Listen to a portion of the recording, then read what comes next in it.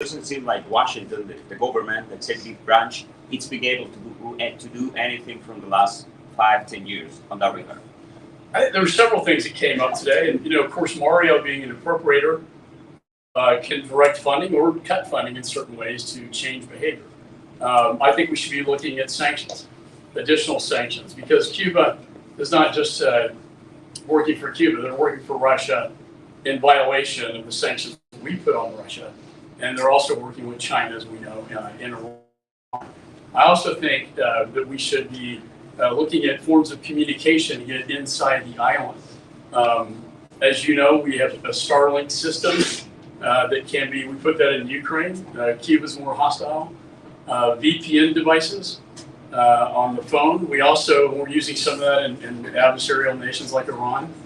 As Mario mentioned, the Open Technology Fund is a creature of the State Department where we can create new technologies to provide that communication both inside and outside of Cuba so that we can have better coordination within the resistance movement. So I think those are really key fundamentals. And then finally, we have to isolate.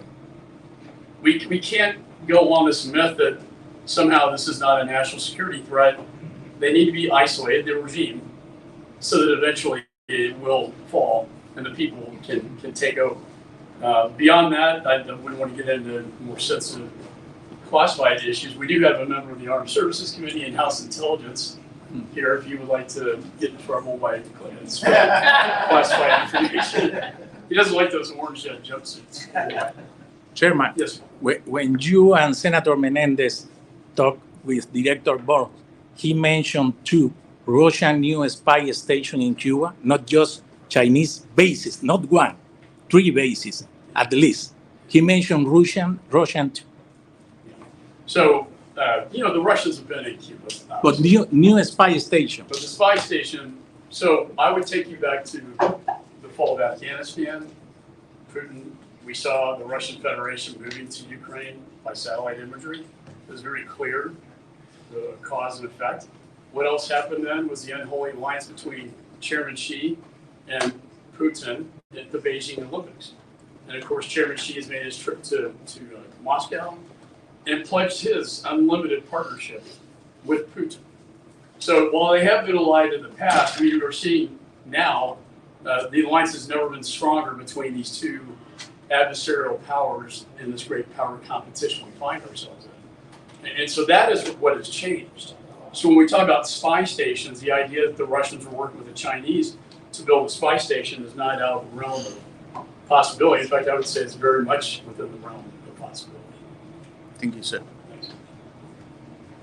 All right, everybody condemns Cuba, and I've been here 60 years. They've said the same thing. What's physically different and what physically can be done to make a change? Yeah, I mean, look, a couple things. But there are some things that have changed over the years, right? I mean, before we had sanctions, but it was a hodgepodge group of sanctions that was codified by Congress in the mid-90s, which is one of the reasons that President Obama's administration, when he tried to do some normalization, wasn't able to give total economic relief to the island. That's because of congressional action, by the way, in the 90s. And that was done by members of this community. It was then Congressman Lincoln Díaz-Balart and then Congresswoman Elvira last late. You fast forward, and you mentioned what's different. Well, what's different, not necessarily different, but it's more acute, is the Cuban people are standing up. The Cuban people have hit the streets. It's not the first time that the Cuban people have stood up. You can go back to that Cambrai, you can go back, again, Bay of Pigs. But what you're seeing now, and it's coming through every part of the island. It's happening in every province, in every city, in every town, and it's mostly, by the way, started by Afro-Cubans. And so the Cuban people are standing up. And what we're going to continue to do is make sure that the United States keeps the solidarity with the Cuban people and does not give unilateral concessions to the regime. So there is no silver bullet. But you know what's never worked in the history of this world?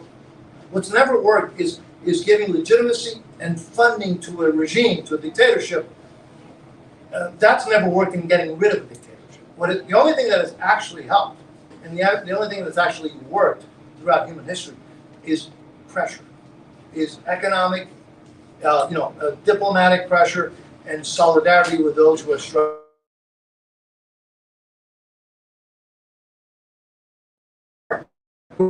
Here, a bipartisan group, and it's much larger than this, who are standing with the cause of a free Cuba with the Cuban people, but also realizing that that's not only good for the Cuban people, but it is essential for the national security interests, because we are constantly reminded from time to time when some will say, it's not a real threat to the United States. That regime ran all the way to constantly the American people. Threat. We're seeing the last, the last chapter in that threat, and so that's why there's such strong bipartisan support.